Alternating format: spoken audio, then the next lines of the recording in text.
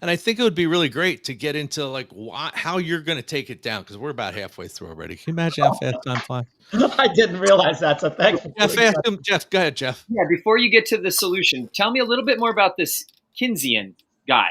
So What country is he from, and how did he get influence?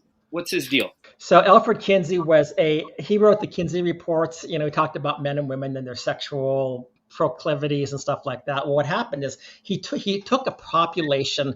I think for women he interviewed prostitutes, and for men he interviewed like sexual perverts in prison. This was during one of the wars, so he couldn't get real men. He had perverts, and he used to. I mean, the stuff that he did with kids, he was a sexual pervert. He should have been put behind bars. He would masturbate little kids because he wanted to see, like at 4 months old, can these kids have orgasms? How many can they have? And this is what he was doing with the sexual research. He actually was providing the so-called science behind it that Hugh Hefner became the pamphleteer for with Playboy and other things like that. So Kinsey was the one who said, kind of everybody's on a sexual spectrum, It's not male and female. It's you can move on the sexual spectrum like we have today. The people can say, well, I identify as a man today. I identify as a woman tomorrow. I identify as maybe a cat some other day. You have this whole spectrum of things. But Kinsey his laws were designed to help increase sexual promiscuity because everybody thinks this way. Everybody wants to have affairs. Everybody has these secret fantasies and stuff like that. And Kinsey, he was a horrible person. He was a sexual pervert. He should have been probably imprisoned or whatever because of the stuff that he did. But he influenced the sexual revolution. And what he did with Kinsey, they started to change biblical laws. There were biblical laws in place, and I wish I would have had this printed off here, but they had biblical laws in place.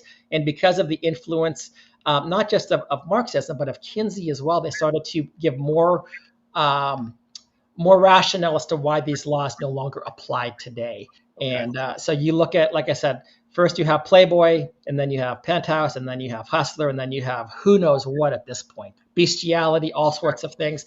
You can go back to Alfred Kinsey, and his philosophy at least provided a lot of the justification of these things. Like, this is just a rational behavior of a man or of a woman. But that if you're interviewing people from a sexual deviant population, that's not the normal population. It's a sexually deviant population. So they take sexual deviancy and now they're imposing it on society. And but then, of course, you can't just be tied down to one person.